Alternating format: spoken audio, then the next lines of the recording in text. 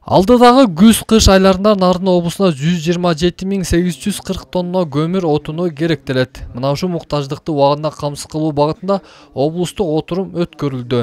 Анда көмүр кесимдердеги тазалоо иштерин эртелеп жүргүзүү жана отказандарды, электр көмөк чордондорун убагында оңдоп түзүү боюнча бир маселе каралды. Финансы ресурстары чектелген да.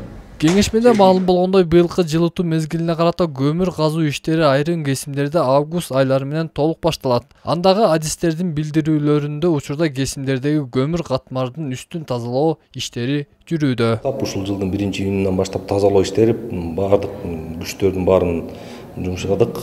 Буюрса башталды иштер.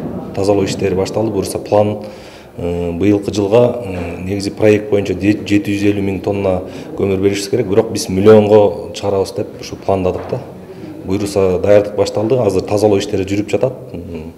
Буюрса жетишебиз, быйылкы сезондо дагы былтыркыдай эле буюрса жетишип баарына жетишип беребиз деген ойдобуз. Ал эми облустун энергетика тармагында кыш камы азыртадан көрүлүүдө. Тагыраагы айрым көмөк чордондор оңдолуп жатса, айрымдардын жабдуулары толук жаңыртылууда. Бирок энергетикага болгон дебитордук карыз 130 миллион сомдон ашык экени көңүлгө тынчтык бербейт. Потерян ток аскоя менен жогото алабыз да биз. Берде азыр адамдык фактор ойноп атат да. Адамдык факторду биз жоюшубуз керек да. Минимумга түшүрүшүбүз керек.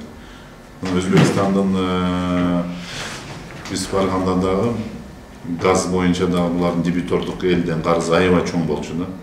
Счетчик отургузуп койгондон кийин ушул калганы 1-2-3% эле ушундай калып калган да.